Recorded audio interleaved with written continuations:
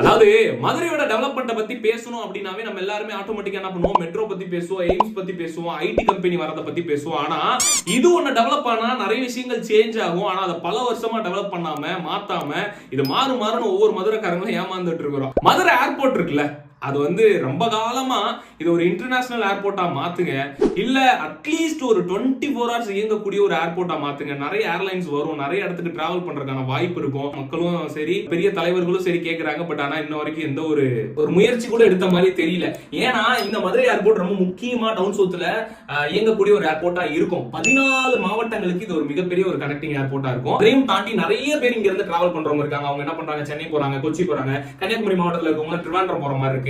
அதை கொஞ்சம் மாத்திரம் நல்லா இருக்கும்னு வேண்டிட்டு தான் இருக்காங்க. இன்ன வரைக்கும் நடக்கல. இது இன்னொரு பெரிய ஆச்சரியமான விஷயம் என்னன்னா, இந்த 24 hours இயங்கும்னு சொல்லிட்டு முன்னாடியே சொல்லியிருந்தாங்க ஒரு ஏப்ரல் 1ஆம் தேதியில இருந்து. ஆனா அதை சொல்லும்போது எந்தெந்த ஏர்போர்ட் சொல்லியிருந்தாங்களோ அதெல்லாம் ரன் ஆக ஆரம்பிச்சிருச்சு. மதுரை மட்டும் தான் இன்னும் அப்படியே இருக்கு. ஏன் எங்களுக்கு மட்டும் இப்படி?